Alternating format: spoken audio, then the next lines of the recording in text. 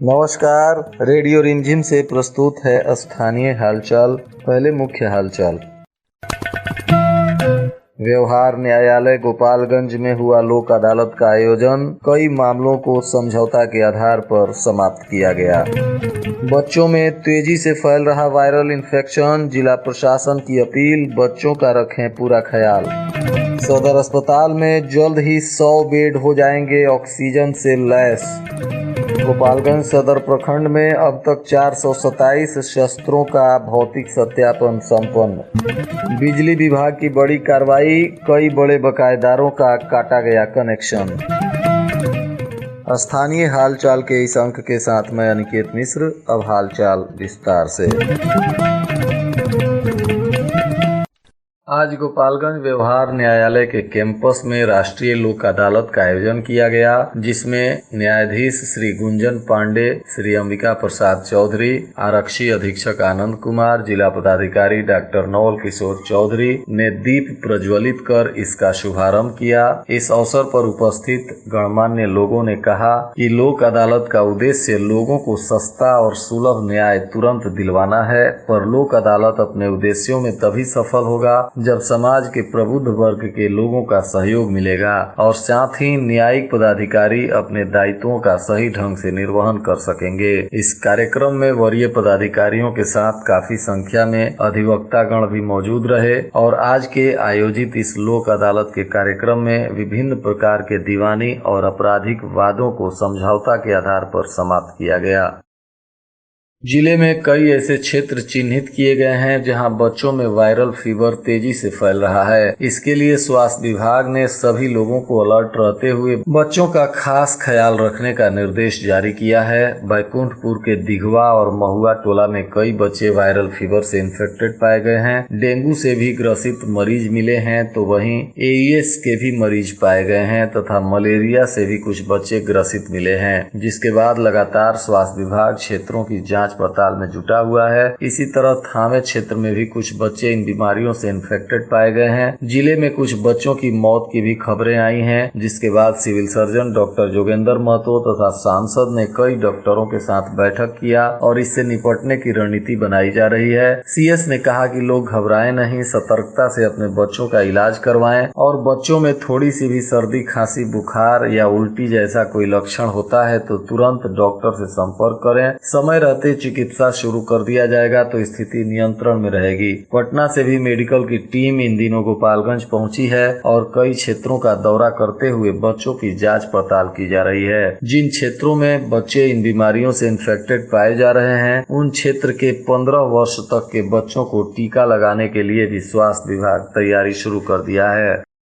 पंचायत चुनाव के मद्देनजर शस्त्रों का भौतिक सत्यापन चल रहा है। इसी कड़ी में आज गोपालगंज नगर थाना में अब तक कुल 310 शस्त्रों का भौतिक सत्यापन संपन्न किया जा चुका है, तो वहीं जादवपुर थाना में भी 117 शस्त्रों का भौतिक सत्यापन संपन्न हो चुका है। अभी भी यह प्रक्रिया चल रही है। 12 तारीख तक शस्त्रों का भौतिक सत्यापन करना है, जिसके लिए जिले के सभी थानों पर आए दिन शस्त्रधारी लोगों की भीड़ देखने को मिल रही है। थाना प्रभारी और अंचलाधिकारी के नेतृत्व में यह सत्यापन चल रहा है। जिला प्रशासन ने सभी शस्त्रधारियों से अपील किया है कि सभी लोग अपने शस्त्र, लाइसेंस और कारतूस का भौतिक सत्यापन करवा लें, अन्यथा विधि सम्मत कार्रवाई की जाएगी। भारत सरकार के सहयोग से सदर अस्पताल में ऑक्सीजन प्लांट का निर्माण हो चुका है और अब प्लांट से पाइपलाइन के माध्यम से सीधे ऑक्सीजन की सप्लाई मरीजों के बेड तक की जाएगी। इसके लिए 36 बेड में पाइपलाइन का काम पहले ही हो चुका है। बाकी के बेड पर भी पाइपलाइन का काम जल्द ही कंप्लीट कर लिया जाएगा। इसके लिए सांसद ने जिला प्रशासन को निर्देश दिया है। जिलाधिकारी भी इस कार्य को काफी गंभीरता से लिए हैं और स्वास्थ्य विभाग को चुस्त दुरुस्त करना तो जिलाधिकारी ने काफी पहले ही शुरू कर दिया है। अब जल्द ही सदर अस्पताल में 100 बेड ऑक्सीजन से लैस होकर तैयार हो जाएंगे, ताकि आने वाली तीसरी लहर के खतरे से निपटा जा सके। कोरोना काल में ऑक्सीजन की कमी से कई जानें पूरे देश में गई हैं। तब से सरकार ने सरकारी अस्पतालों में ऑक्सीजन प्लांट लगाने की योजना शुरू कर दी है। इसी कड़ी में गोपालगंज जिले में हथुआ अनुमंडल अस्पताल और गोपालगंज सदर अस्पताल भी ऑक्सीजन प्लांट से लैस हो चुका है। भोरे प्रखंड क्षेत्र में बिजली कंपनी ने शनिवार को अभियान चलाकर प्रखंड की कल्याणपुर पंचायत के विभिन्न गांवों के 30 बड़े बकायेदारों का कनेक्शन काट दिया। कंपनी की इस कार्रवाई से बकायेदारों में हड़कंप मचा हुआ है। बताया जा रहा है कि बिजली विभाग पूरे जिले में इस तरह की कार्रवाई शुरू कर रही है और जगह जगह पे जो बड़े बकायेदार हैं उनका बिजली का कनेक्शन काटा जा रहा है और उनसे पैसे की राशि की वसूल की जाएगी। भोरे थाना क्षेत्र के राजघाट गांव में शराब पीकर हंगामा कर रहे युवक को ग्रामीणों ने पुलिस को सूचना देकर जेल भिजवा दिया। बताया जा रहा है कि राजघाट गांव का राम कैलाश यादव शुक्रवार की रात शराब पीकर उसी गांव के घरभरन सिंह के घर के सामने हंगामा करते हुए गाली गलौज कर रहा था और विरोध करने पर वह मारपीट भी करने पर उतारू हो गया, जिसके बाद स्थानीय लोगों ने इसकी सूचना पुलिस को दे दी। मौके पर पहुंची पुलिस ने शराबी को गिरफ्तार कर न्यायिक हिरासत में जेल भेज दिया।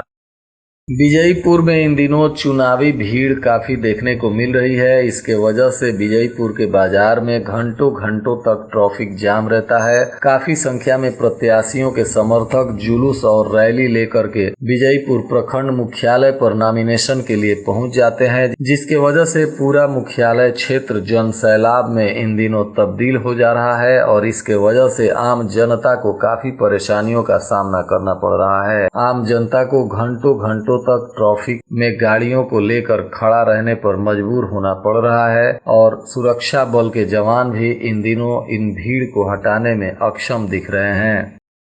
भोरे प्रखंड में भी अब पंचायत चुनाव को लेकर सरगर्मी काफी तेज हो गई है। जहां एक तरफ प्रत्याशी जनसंपर्क को लेकर अपनी पूरी ताकत झोंक रहे हैं, तो वहीं प्रशासन भी अपनी तैयारी को हर हाल में पूरा करने की कोशिश में लगा है। प्रखंड की 17 पंचायतों में अलग अलग पदों के लिए कुल 1535 उम्मीदवारों ने नामांकन शुल्क जमा कर नाजी रसीद कटवाई है। 17 पंचायतों के इस प्रखंड में अभी तक सबसे ज्यादा प्रत्याशी मैदान में दिखेंगे। भोरे प्रखंड में पंचायत चुनाव को लेकर 16 सितंबर से नामांकन की प्रक्रिया शुरू होनी है, जिसको लेकर सुरक्षा को लेकर भी प्रखंड कार्यालय परिसर की बैरिकेडिंग का कार्य भी शुरू कर दिया गया है। नामांकन में अलग अलग पदों के लिए कुल 8 काउंटर बनाए जा रहे हैं। 5 काउंटरों पर नामांकन का कार्य किया जाएगा, जबकि 3 काउंटर अभ्यर्थियों के सहायता के लिए बनाए जा रहे हैं। वहीं वार्ड सदस्य और पंच पदों के नामांकन के लिए अलग से 5 टेबल लगाए गए हैं। नामांकन का कार्य सुबह 11 बजे से शाम के 3 बजे तक चलेगा। इस कार्य में कुल 44 कर्मियों की तैनाती की गई है।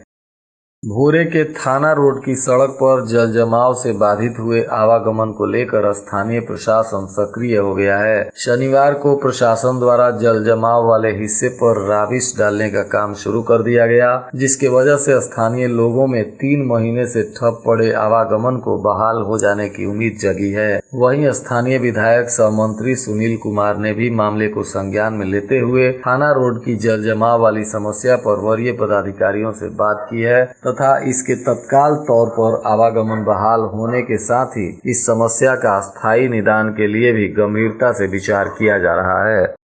उचका गांव पुलिस ने गुप्त सूचना के आधार पर दौनापट्टी गांव में छापेमारी करते हुए होम डिलीवरी करने वाले एक शख्स को गिरफ्तार कर लिया है। यह शख्स शराब की होम डिलीवरी कर रहा था और इसका नाम भभूति गुप्ता उर्फ मनोज गुप्ता बताया जा रहा है। इस शराब कारोबारी के साथ एक मोटरसाइकिल, एक मोबाइल, 2 बियर और देशी शराब काफी मात्रा में बरामद हुआ है। इसकी जानकारी उचका गाँव के थानाध्यक्ष अब्दुल मजीद ने दी है। पुलिस ने इस आरोपी को उत्पाद अधिनियम के तहत मामला दर्ज करते हुए न्यायिक हिरासत में जेल भेज दिया है।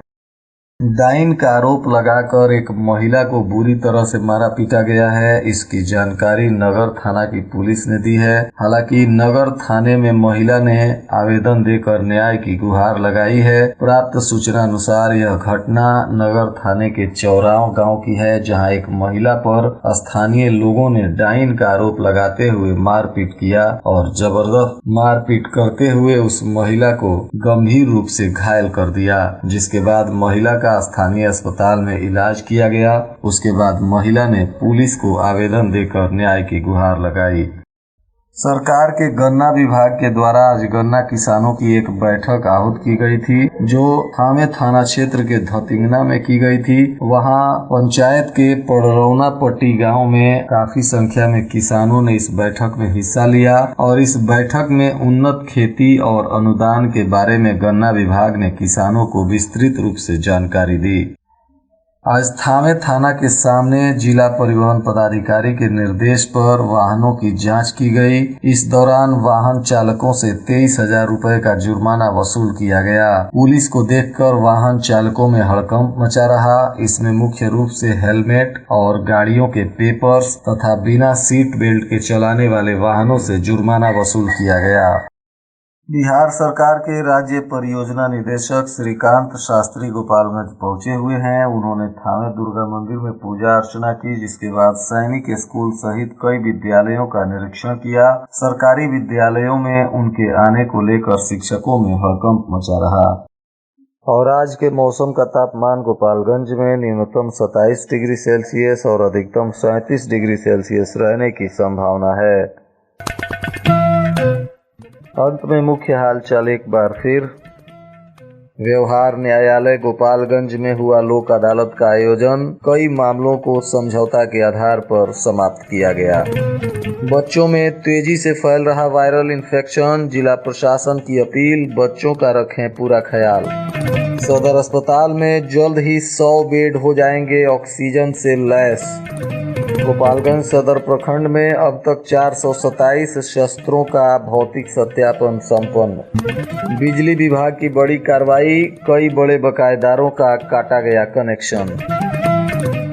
इसके साथ ही रेडियो रिमझिम से प्रसारित स्थानीय हालचाल का यह अंक समाप्त हुआ। नमस्कार।